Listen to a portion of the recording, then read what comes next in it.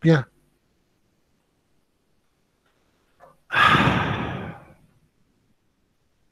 Bien, maintenant, dans cette séance, vous m'écoutez bien maintenant? Oui, monsieur.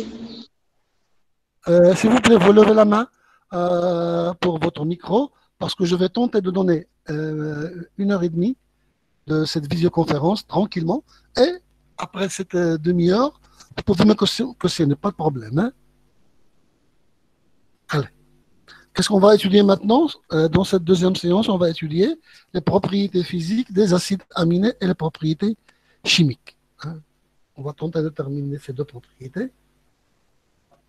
Bien, la propriété physique se base sur, on va étudier la solubilité, la stéréochimie, pouvoir rotatoire et propriétés ioniques et les propriétés spectrales. La solubilité, la plupart des acides aminés subissent facilement la solvation par les solvants polaires comme l'eau et l'alcool, mais elle dépend aussi de la chaîne latérale. Plus que la chaîne latérale elle est petite, plus la solvation elle est grande. La solubilité diminue avec le nombre des atomes. Plus qu'on a un grand nombre d'atomes au niveau de la chaîne latérale, moins la solubilité se fait au niveau de ces solvants. La majorité des acides aminés sont solubles dans l'eau. La plus petite, la plus soluble sont les plus petits, comme j'ai déjà dit. Les acides aminés à l'enchaîne carboné sont peu solubles dans l'eau, faiblement solubles dans l'alcool. Il y a aussi ce qu'on appelle les solvants apolaires. Toujours les solvants apolaires vont dépendre aussi de la chaîne latérale. Ici, on a la solution, c'est la présence de deux phases liquides, et comme ça, on va augmenter ce qu'on appelle le coefficient de partage entre deux phases. Si je vais donner ce qu'on appelle, c'est comme ça, on a deux phases, et comme ça, chaque, ce qu'on appelle acide aminé va être soluble dans la phase convenable pour lui. Bien. Les acides aminés sont solubles dans l'eau, mais très faiblement solubles à un pH qui est autour de point isoélectrique. On va parler ça. Ici, on a des listes des principaux solvants apolaires. Bien, ça c'est très important. Ce que je vais vous montrer maintenant, c'est la symétrie. La symétrie, c'est quoi? La symétrie, c'est que le carbone alpha qui possède les groupements carboxyliques et NH2, par exemple, il possède 4 covalences différentes. C'est comme ça qu'on parle de symétrie. Le cas de la glycine, c'est un acide aminé qui est asymétrique. Pourquoi? Parce qu'ici, on a l'hydrogène qui se répète. Ça veut dire qu'elle n'est pas symétrie. C'est une asymétrie. C'est clair? Toutes les acides aminés constituant les protéines possèdent un carbone alpha asymétrique, excepte la glycine. C'est clair? Ici, asymétrie, ça veut dire si on a les 4 substitutions différentes. Bien. Maintenant, la relation entre la symétrie et ce qu'on appelle la stéréoisomérie. L'acide aminé comprendre un ou deux carbones asymétriques en fonction de la chaîne latérale, à l'exception de la glycine. La glycine, ce n'est pas ce qu'on appelle une acide aminé asymétrique. Bien. L'atome carbone est asymétrique, appelé centre chiral. Elle est liée à 4 substitutions différentes, comme j'ai déjà dit. Il existe 2 stéréoisomères, D acide aminé et L acide aminé. Qu'est-ce que veut dire D acide aminé et L acide aminé? Ça veut dire la position, hein, ce qu'on appelle de groupement amine. Est-ce que le groupement amine se trouve à gauche ou à droite? S'il se trouve à gauche, c'est stéréoisomère L. L provient de left en anglais. Left, ça veut dire à gauche. Et le stéréoisomère D, ça veut dire le groupement amine se trouve à droite. Est-ce que ça c'est clair?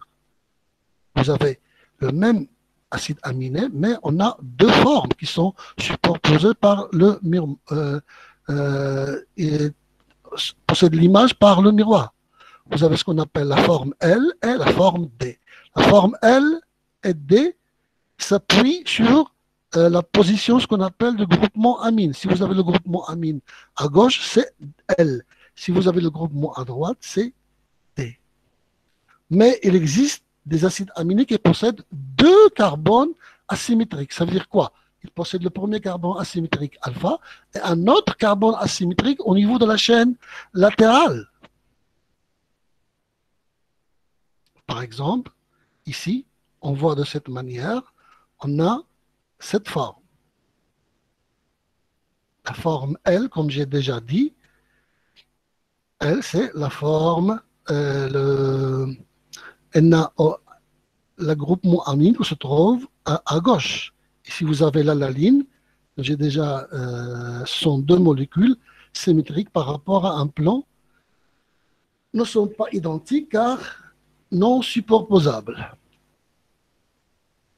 Ici, vous avez ce qu'on appelle, ce que je viens de déjà dire. Si le groupement il est à droite, c'est D acide aminé. S'il est à gauche, c'est L acide aminé.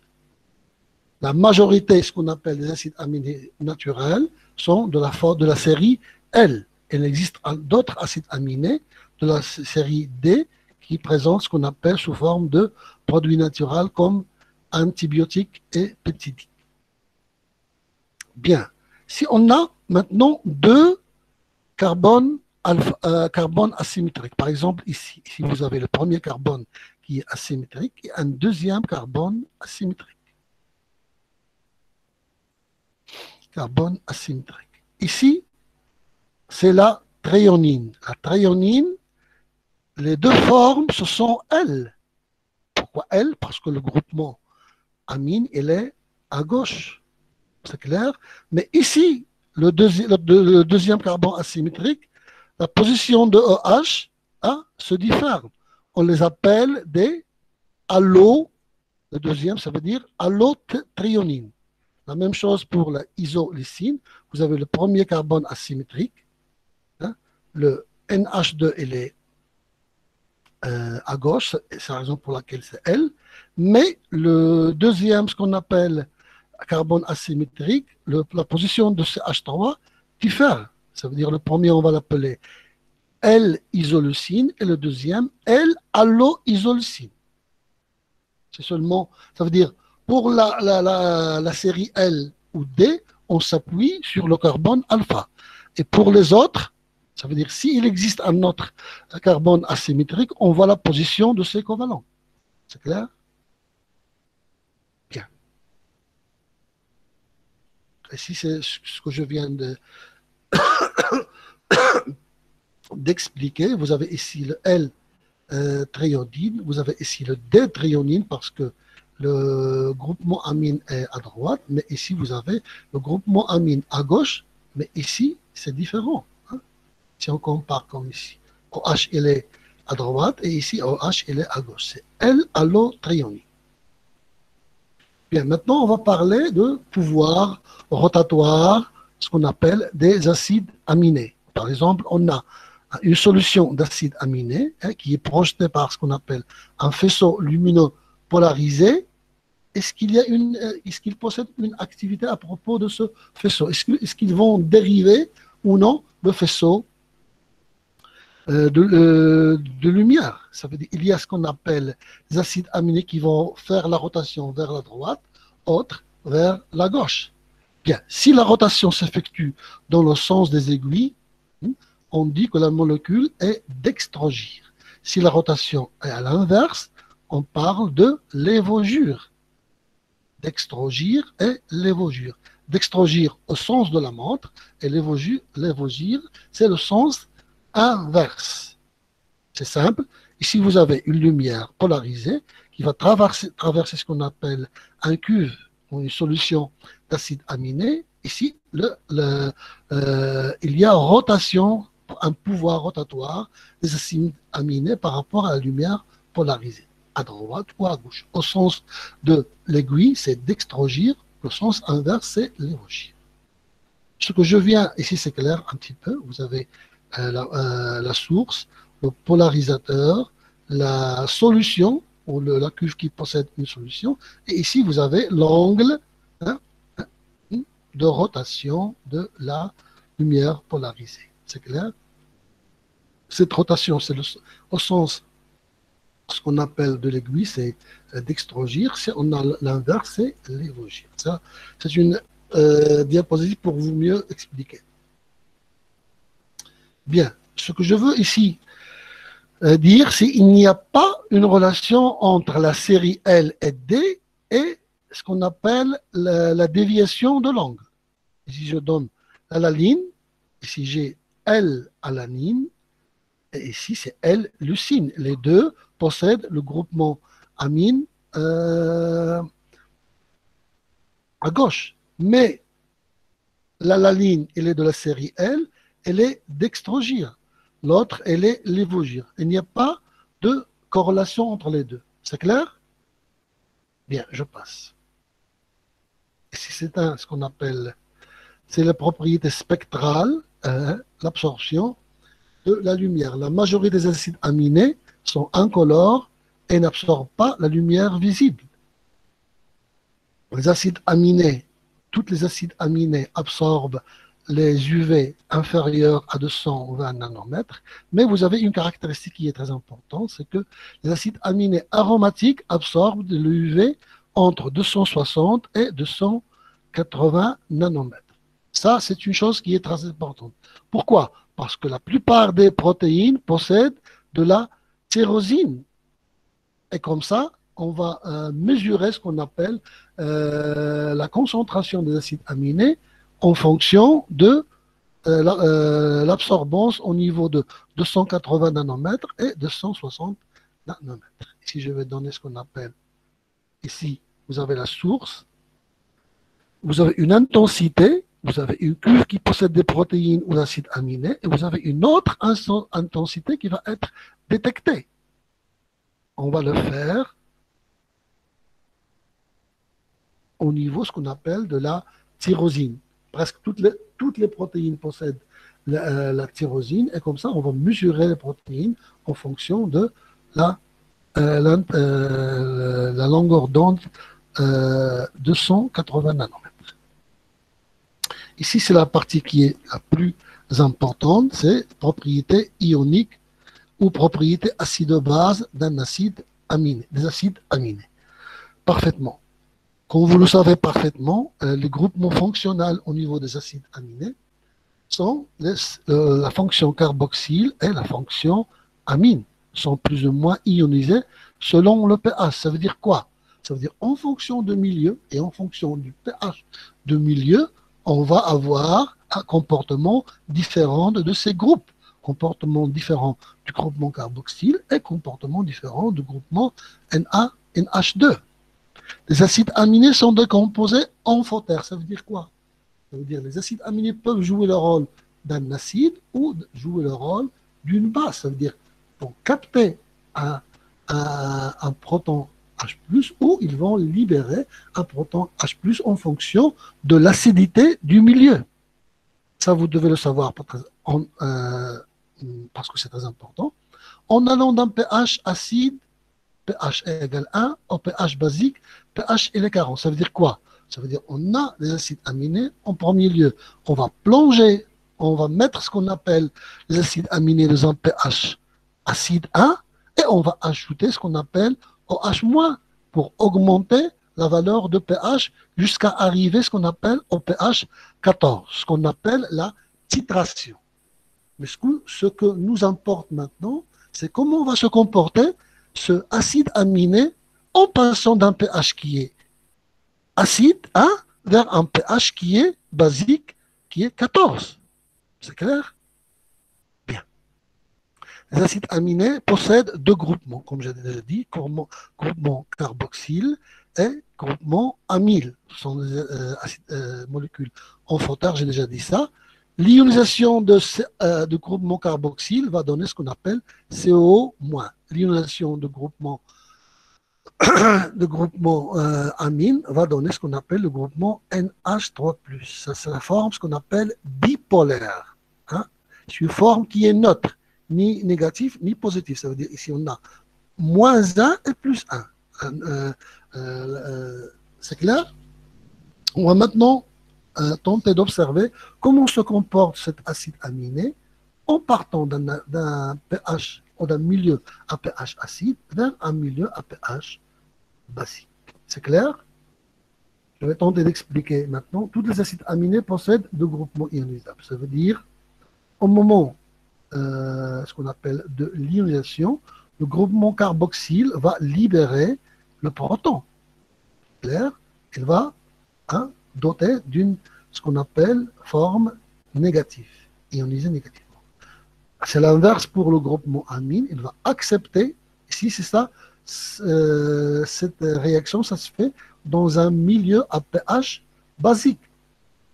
L'acide va libérer ce qu'on appelle le groupe l'hydrogène. Et ici, c'est l'inverse.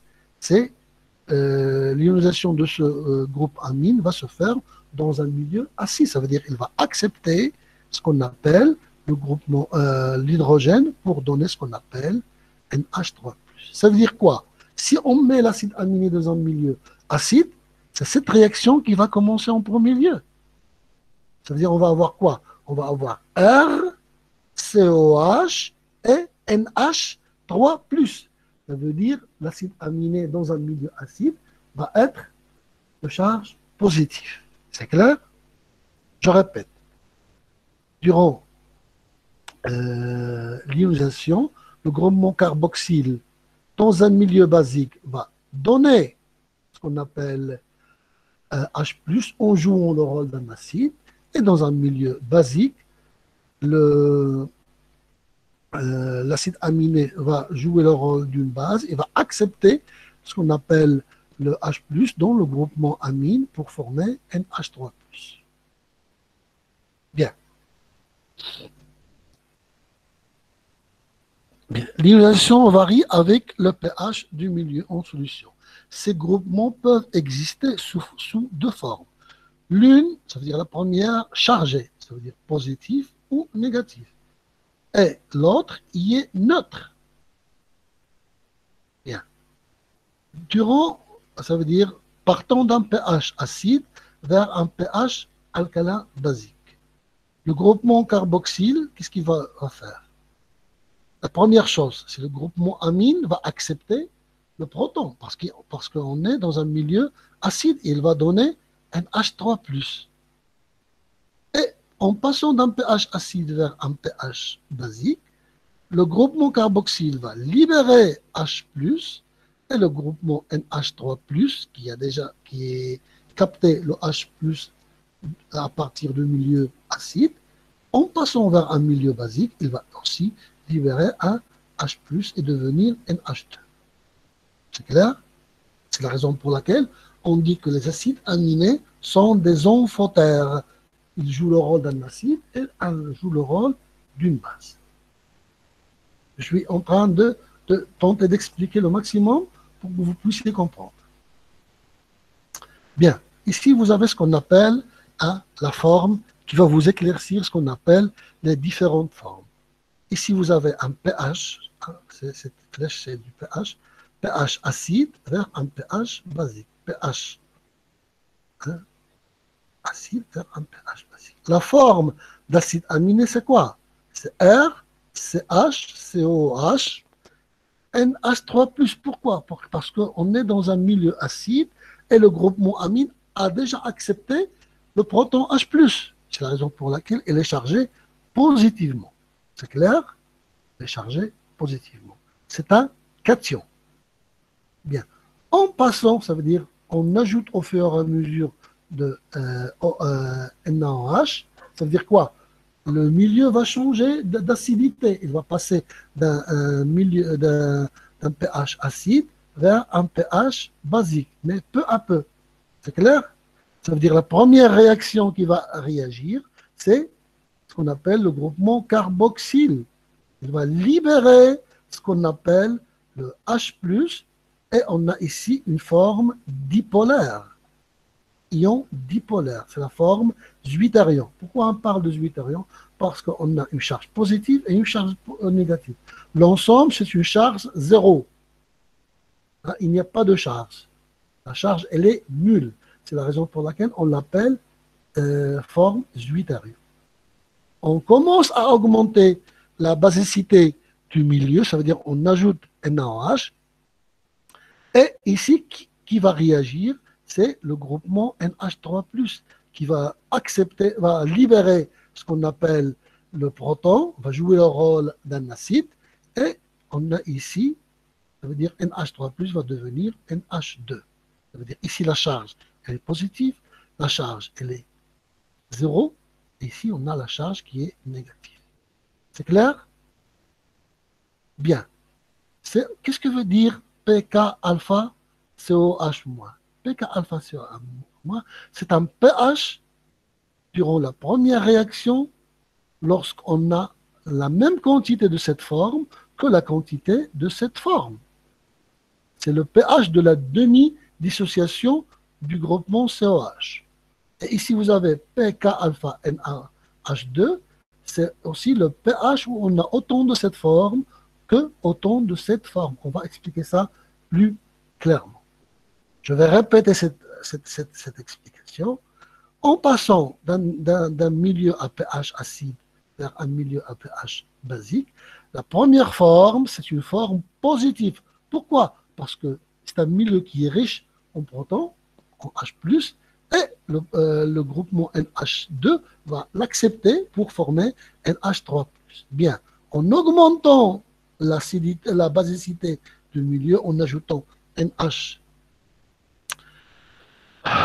NH+,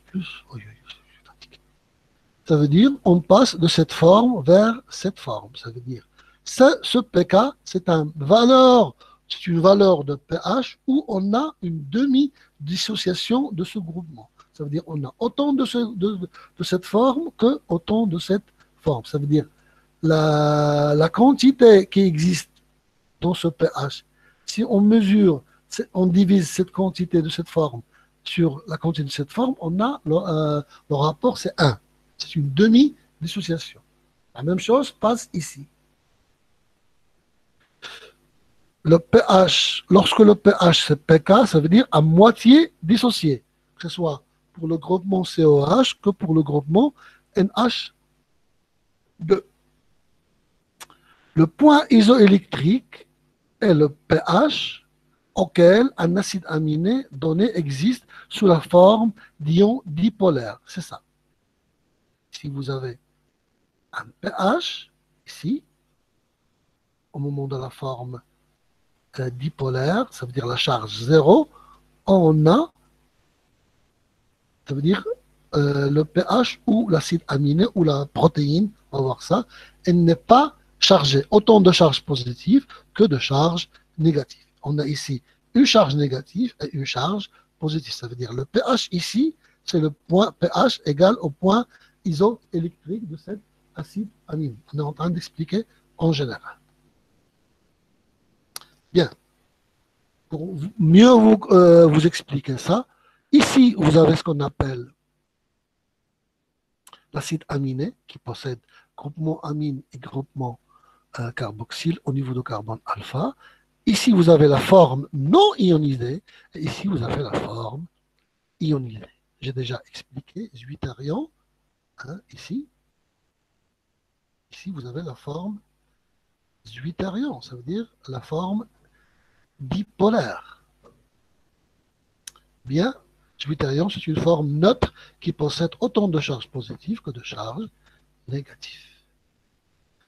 Bien, je vais aussi, j'ai beaucoup augmenté le nombre de diapositives pour mieux expliquer ça. Vous avez un pH acide, cette forme. Ça veut dire le groupement amine qui a réagi le premier en acceptant les protons qui existent dans un milieu acide. Bien. On va subir ce qu'on appelle le pH de milieu et qui va réagir, c'est le COH qui va libérer le proton. Il va donner ce qu'on appelle la forme dipolaire, Zwitterion. C'est clair? Et le pH ici, c'est le pH, c'est le point, s'appelle le point isoélectrique. On a autant de charges positives que de charges négatives. Si on augmente la basicité du milieu, on a ce qu'on appelle le passage d'une forme 18-ion vers la forme anionique. Ici, vous avez la forme cationique et ici, vous avez la forme anionique. C'est clair? Ici, la charge, elle est positive, charge neutre et charge négative. Charge neutre parce que c'est un plus et un moins. Ici, vous avez seulement un plus. Ici, vous avez un moins. C'est clair? Ce qu'on appelle la titration. Ici, je vais tenter de mieux expliquer parce que c'est très important. Et, ça veut dire, en milieu acide, l'acide aminé va accepter le proton sur le groupement amine et devient NH3+. En milieu alcalin, ça veut dire en passant d'un milieu acide à un milieu alcalin, qu'est-ce qui va passer? Le COH devient CO- et le groupement NH3+ ici perd le proton et donne le NH2. C'est clair? Je pense que j'ai bien expliqué ce qu'on appelle ce passage. C'est clair? En allant d'un pH très acide à un pH alcalin, l'évolution de charge peut être schématisée comme ça. Charge positive, charge nulle et charge négative. Charge positive, ça veut dire la forme cationique, ça se fait lorsque le pH est inférieur au pH isoélectrique ou au point isoélectrique, et la forme anionique lorsque le pH supérieur au pH isoélectrique. Et lorsque le pH égale ce qu'on appelle cette forme, le pH ici s'appelle le point isoélectrique. Je pense que ça c'est bien expliqué. Vous avez le point isoélectrique, c'est le pH pour lequel l'acide aminé en solution tamponnée est a une charge nette nulle. Somme des charges intramoléculaires, elle est nulle. C'est très bien, on a déjà expliqué ça. Maintenant, on passe à une chose qui est... Ça, c'est pour ce que j'ai déjà expliqué, c'est pour les acides aminés qui possèdent une chaîne latérale qui ne réagit pas, ça veut dire aliphatique. Si vous avez une charge latérale qui est chargée positivement ou négativement, ça veut dire aussi il doit intervenir dans l'augmentation du pH acide vers basique. Ça veut dire, si vous avez un groupement acide, il va posséder ce qu'on appelle son groupement, et si vous avez un groupement amine au niveau de la chaîne latérale, ici, il va réagir. Ça veut dire, grosso modo, vous avez le premier qui va réagir en passant d'un pH acide vers un pH basique, c'est le groupement carboxyle. Et vous avez ce qu'on appelle le groupement amine. Et le groupement qui existe au niveau de la chaîne latérale, elle est variable. Il peut être à la fin, il peut être au milieu. C'est clair? Mais le premier qui réagit, c'est le groupement carboxylique. C'est clair? Bien. Ici, ça explique un petit peu ce qui se passe. La première forme, c'est la forme cationique. Vous avez charge plus à un pH acide. On augmente le pH. Vous avez le premier pK1 du groupement carboxyle qui va réagir. Ici, vous avez la demi-dissociation. On a autant de cette forme que de cette forme. On passe, si on augmente le pH, on a la forme à charge 0, forme 8-ion, autant de charges positives que de charges négatives. Et si on augmente aussi la basicité, vous avez un pH qui s'appelle pH de demi-dissociation du groupement amine lorsqu'on a autant de cette forme que de cette forme. Et ici, au niveau de la charge de la pH alcaline, on a la charge négative. On passe de la charge positive vers la charge 0, vers la charge négative. Ici, vous avez ce qu'on appelle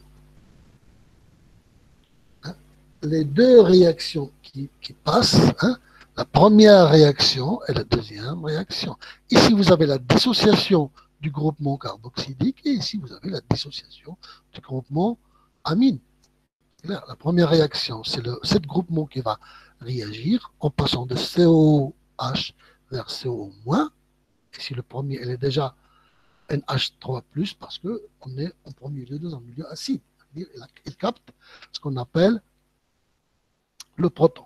Et la deuxième réaction, on passe de la forme dipolaire vers la forme, ce qu'on appelle anionique.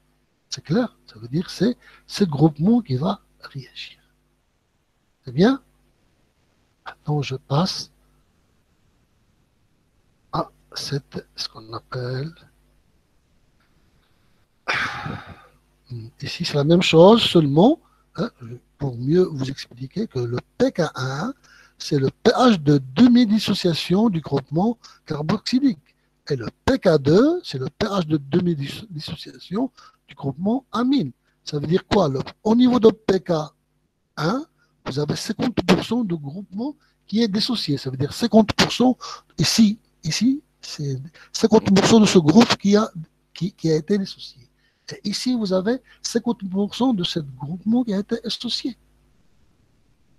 Et le point isoélectrique, c'est le pKa, ça c'est une formule, plus le pKb sur 2. Ça, vous devez le savoir parce que on va l'utiliser, ce qu'on appelle dans les prochaines séances et aussi au niveau des séances de TD. C'est clair?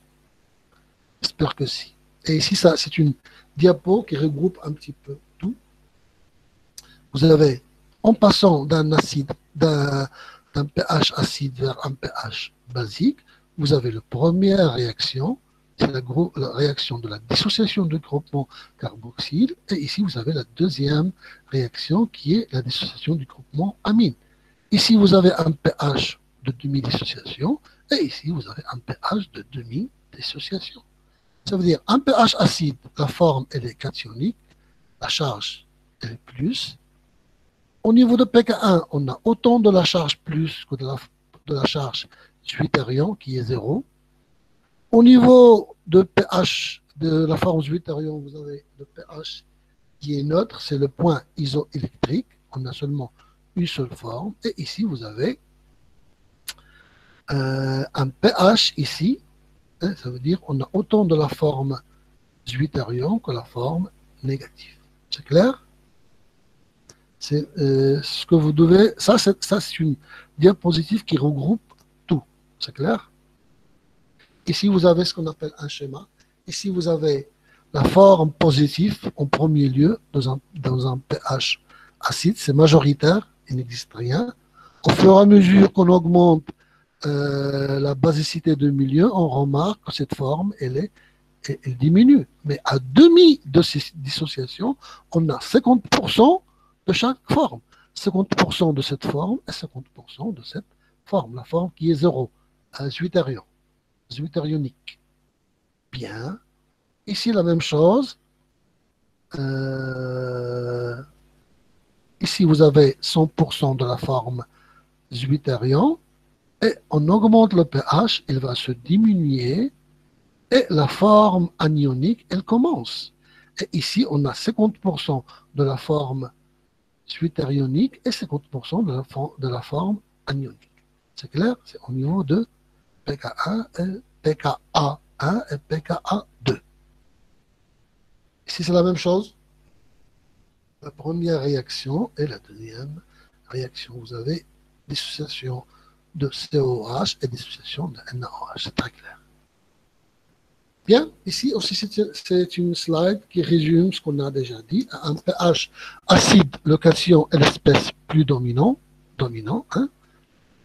Lorsque le pH augmente, on est en présence de la forme zwitterion. Et ici, vous avez demi-zwitterion et demi-cation. De la forme zwitterion, on a autant de charges positives que de charges négatives.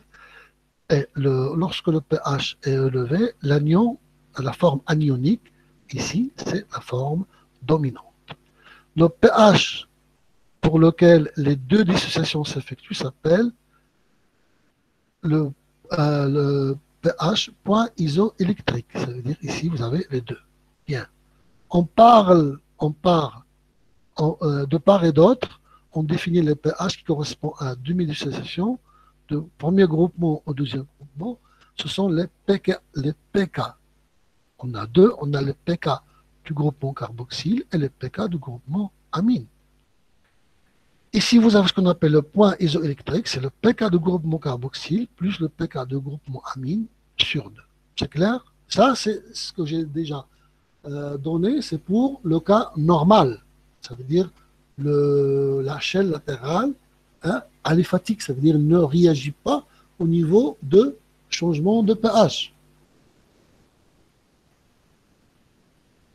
Ça, c'est le scénario le plus simple. Le scénario le plus simple pour les acides aminés aliphatiques, comme le cas de glycine, alaline et valine. Vous avez ici H, vous avez CH3 et C, seulement des carbones et des hydrogènes qui ne vont pas réagir au niveau de l'ionisation. La première réaction, c'est ça. La deuxième, on a déjà expliqué ça.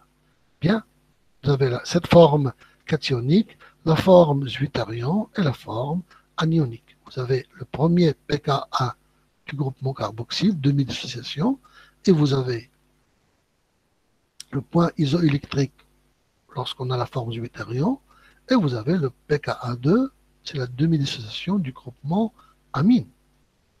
Ça, c'est le scénario le plus simple. Maintenant, on va entrer dans les deux autres scénarios. Ça veut dire lorsqu'on a un acide aminé acide ou lorsqu'on a un acide aminé qui est basique. C'est clair? Ça aussi explique ce que j'ai déjà montré. Je peux passer rapidement parce que j'ai déjà expliqué. La même chose. Hein? Ici, vous avez ce qu'on appelle dans ce pK1 autant de la forme cationique que de la forme zwitterion. Et dans le pK2, vous avez autant de formes zwitterion que la forme anionique. Ça, c'est pour l'alaline comme exemple. Ici, c'est ce qu'on appelle un graphique qui montre lorsqu'on augmente la concentration de OH- du milieu, comment évolue ce qu'on appelle le pH de l'acide aminé. Le premier cas, vous avez la forme cationique. Au niveau de pK1, vous avez autant de charges cationiques que de la forme cationique que de la forme zwitterion. C'est la raison pour laquelle, si on divise la concentration de la forme cationique sur la concentration de la forme zwitterion, on a 1. Au niveau ici, c'est le point isoélectrique. On a seulement la forme zwitterion pour la forme dipolaire. Ici, ça commence, à partir d'ici commence la deuxième dissociation, ou la dissociation du groupement amine. Vous avez au niveau de pK2 autant de charges zwitterion que de charges anioniques. C'est la raison pour laquelle la division des deux concentrations donne 1. Et ici, vous avez seulement la charge anionique moins un pH qui est, c'est-à-dire 12. C'est clair? Ça, c'est un cas très clair pour l'acide aminé alanine. Ça, c'est déjà expliqué. Ici, vous avez la forme A+. Ici, vous avez le pKa, ça veut dire 50% de la forme zwitterion, 50% de A+. Ici, vous avez 100% de la forme zwitterion, et ici, vous avez ce qu'on appelle 50% de zwitterion et 50% de la forme anionique. Et ici, le point isoélectrique, c'est pKa plus pKb sur 2. Clair. Maintenant, on va commencer la courbe de titration d'un acide aminé ou d'un acide monoaminé et dicarboxylique. Ça veut dire un acide aminé acide. Acide aminé et au niveau de la chaîne latérale, vous avez un acide, comme l'acide aspartique ou l'acide glutamique. Ici, on n'a pas de pK, on a 3 pK. Pourquoi? Parce qu'on a 3 groupements qui vont réagir. Le premier groupement carboxylique, le deuxième groupement carboxylique et le groupement amine. Ici. Ici, vous avez le premier pK, c'est le pK2. NaOH de carbone alpha. Et ici, vous avez le pK de chaîne radicale, c'est un acide. Et le dernier, c'est une amine de carbone alpha. On va expliquer maintenant. Pour l'acide glutamique, ici on a 100% de la forme A+, ici c'est A-. Ici vous avez un premier pKa, un deuxième pK du groupement de la chaîne latérale qui est acide. Et le deuxième, c'est le pK2 du groupement amine. Si vous avez pour l'acide glutamique, vous avez le pK1 égal à 2,1, le pKa du radical de chaîne latérale qui est un acide aminé, c'est 4,1. Et ici, vous avez le pKa du groupement amine, hein, ça veut dire qu'il va se être en demi-dissociation au niveau de pH qui est 2. Ça veut dire quoi? En passant de 2,1 jusqu'à 9,5, le premier qui réagit, c'est le groupement carboxylique du carbone alpha, le groupement carboxylique de la chaîne latérale et le groupement amine de carbone alpha. Bien. À un pH qui est acide, qu'est-ce qu'on a?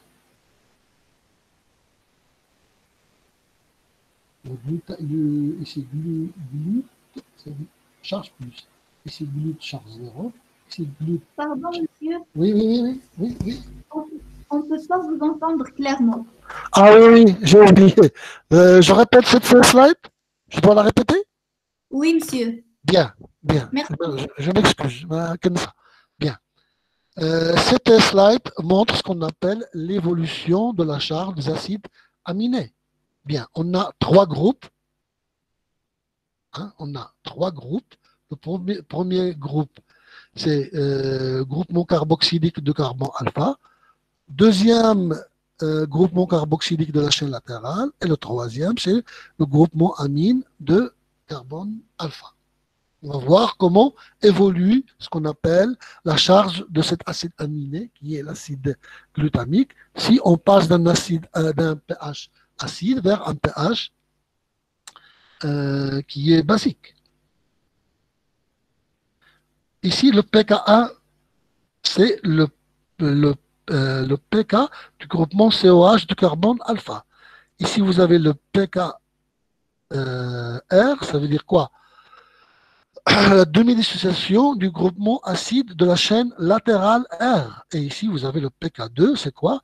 C'est la demi-dissociation du groupement amine de carbone alpha aussi. Bien. Dans un milieu acide, la charge de l'acide glutamique, elle est positive. Pourquoi? Parce qu'on a deux groupements acides, le premier de carbone alpha, le deuxième de la chaîne latérale, et seulement le groupement qui est chargé, c'est le groupement amine. Pourquoi? Parce que c'est un milieu acide. Il va accepter ce qu'on appelle l'hydrogène. Bien. Passons en augmentant le pH, qu'est-ce qui va se passer? Ça veut dire on va passer d'un pH acide 1 vers le pH 2,1. Qui va réagir? C'est le groupement carboxylique de carbone alpha qui va libérer ce qu'on appelle H+, pour devenir CO en moins. Ici, vous avez le même groupement amine et le groupement R, jusqu'à maintenant, il n'a pas réagi. C'est clair? Et qu'est-ce que j'ai ici? Quelle charge? J'ai une charge négative et une charge positive. Le total, la charge, elle est 0. Lorsqu'on augmente le pH, qu'est-ce qui va passer? S'il vous plaît, éteignez votre micro. Éteignez le micro parce que je ne peux pas me concentrer. Lorsqu'on augmente le pH, ça, le groupement carboxylique de la chaîne latérale qui va réagir. Ça veut dire qu'il va passer de COH vers CO-. Et on a ici charge négative, charge positive et charge négative. On a deux charges négatives et une charge positive. Et la résultante, c'est une charge négative. Lorsqu'on augmente le pH, qu'est-ce qui va passer? Le groupement amine va libérer le proton et il devient H2NH2. Et ici, on a quoi? On a une charge négative, pas de charge, et une charge négative. Ça veut dire deux charges négatives. Ça veut dire, lorsqu'on augmente le pH de 1, ça veut dire très acide, vers un pH alcalin, on a ici quatre formes. La première, c'est la charge positive, la charge suitérion 0, la charge négative 1 et ici la charge négative 2. C'est clair? Ça, ici vous avez la demi-dissociation du groupement carboxyle du groupement alpha. Ici, vous avez la demi-dissociation du groupement carboxyle de la chaîne latérale qui va réagir. Et ici, vous avez la demi-dissociation du groupement amine en passant de NH3+ vers NH2. C'est clair? Comment on va calculer ce qu'on appelle le point isoélectrique? Je vais donner ce qu'on appelle un autre type, c'est l'acide aspartique. L'acide aspartique, vous avez le groupement COH proche de NH3, ça veut dire au niveau du carbone alpha, il possède le pKa est égal à 2. L'autre COH qui est dans la chaîne radicale possède un pK qui est 3,86. Et le pK du groupement amyle, c'est 9,92. Ça veut dire quoi? Ça veut dire le premier qui va réagir, c'est le qui possède le pK le plus faible. C'est clair? Toujours comme ça. Passons de pH plus faible vers plus grand, ça veut dire on parle le plus petit va réagir, le moins petit va réagir et le plus grand va réagir le dernier. Ça veut dire la première réaction, ici vous avez groupement carboxylique. Ici, au niveau du carbone alpha, et groupement carboxylique de la chaîne latérale. C'est le premier qui va réagir, c'est celui-là. Ça, c'est la première réaction. Lorsque le pH... Ici, la deuxième réaction, c'est l'acide, deuxième acide, qui va réagir pour donner le CO-. Et ici, c'est le NH3+, qui va réagir pour donner NH2. C'est clair? Bien. Pour calculer ce qu'on appelle le point isoélectrique, ici, vous avez la charge 1+, vous avez ici, pour mieux vous expliquer, carbone alpha, COH et NH3, et au niveau de radical, c'est comme ça, COH, pour distinguer. Ici, c'est le premier qui va réagir. Ici, c'est le COH de radical qui va réagir pour donner CO-. Et ici, le troisième qui va réagir, c'est le NH3+, qui va devenir NH2. Bien. Ici, la forme zwitterion existe entre deux. Entre le pK1 du groupement carboxyle alpha et le groupement carboxyle de radical. Ça veut dire que le point isoélectrique va exister ici. Ça veut dire c'est pK1 plus pK2 sur 2. C'est clair? Et ça, c'est une slide qui vous explique très bien ce que vous devez savoir. Ici, vous avez, ça explique comment évolue ce qu'on appelle le pH. Et ici, vous avez le premier pH de demi-dissociation du groupement carboxyle de carbone alpha. Ici, vous avez le pKa, la demi-dissociation pK2 au pKr, la demi-dissociation du groupement acide de la chaîne latérale. Et ici, vous avez le pK3, c'est le pH de demi-dissociation du groupement amine.